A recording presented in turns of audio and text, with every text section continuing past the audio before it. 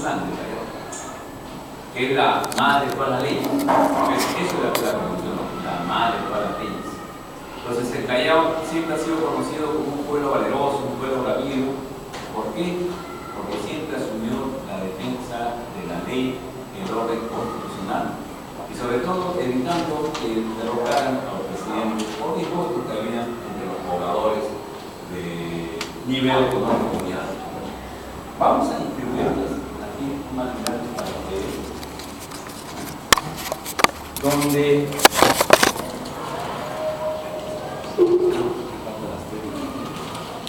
donde van a encontrar ustedes esta historia en una síntesis para que luego ustedes difundan,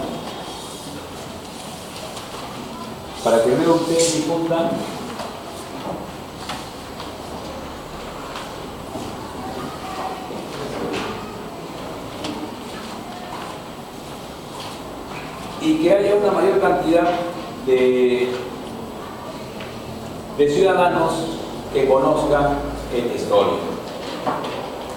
Dicen que en el año 1956 se aprobó una constitución que no era del agrado de algunos sectores pudientes de la población peruana, estando como presidente el mariscal Ramón Castilla, héroe de muchas batallas también y de la lucha por la independencia. Era presidente elegido en aquella oportunidad, pero al aprobarse esta constitución que él tuvo que promulgar, hubo descontento, entonces hubo un levantamiento de tal manera de que quisieron sacar a la presidencia, y el Callao fue el escenario de ese enfrentamiento. Dice que el general Vivanco venía desde Arequipa en embarcaciones, incluía una de la Purina, habían varios miles de soldados, y aquí en el Callao la máxima autoridad era el gobernador. Y el gobernador era el general José María Plaza y Moncada, así era su nombre y apellido.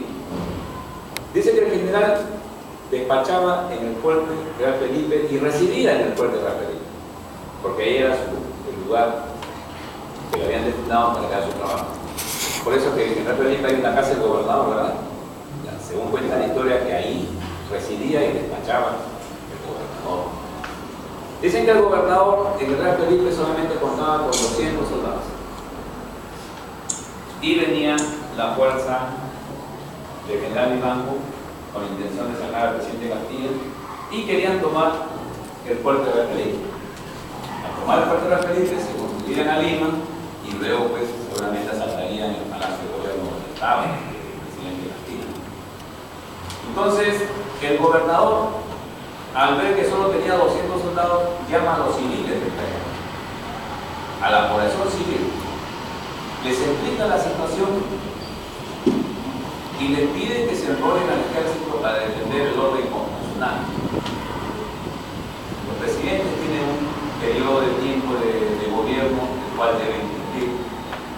No pueden ser destituidos si no conforme dice la Constitución y la ley. Entonces había una mala forma de querer sacarlo al presidente. Entonces, los soldados del Real Felipe, sumados a los civiles del Callao, se enfrentan a las fuerzas del general Vivanco. Y esos hechos suceden aquí en el Callao. Dice que se embarcan por la zona de Chacarita, donde empieza ya la avenida o la calle Constitución. Esa calle se llamaba Pescadores, pero en esa calle se combatió.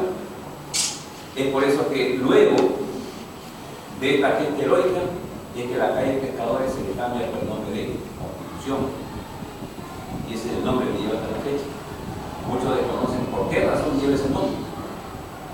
Fue como un día como hoy, en 1857, en que hubo ese enfrentamiento entre las fuerzas del presidente Castilla y las fuerzas del general.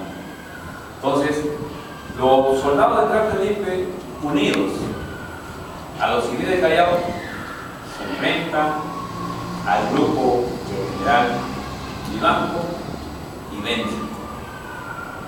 Derrotan al que quería sacar de la presidencia al presidente Castilla. Entonces, esa misma noche dice que la Convención Nacional, que es como el Congreso de ahora, antes no existía el Congreso, existía la Convención, que eran también ciudadanos elegidos de diferentes partes del país para legislar las leyes en el Perú. Entonces dice que a propuesta de uno de los connotados de aquella época, el señor Ureta, él propone que al Callao se le dé el título de constitucional. La convención hace suyo ese pedido, lo debate y por unanimidad acuerdo que al Callao se le dé el título de constitucional. Y hay una ley. Hay una ley en la cual al Callao se le da ese título. Es la ley de 1857, que dice así, ¿no? Texto de la ley de 1857.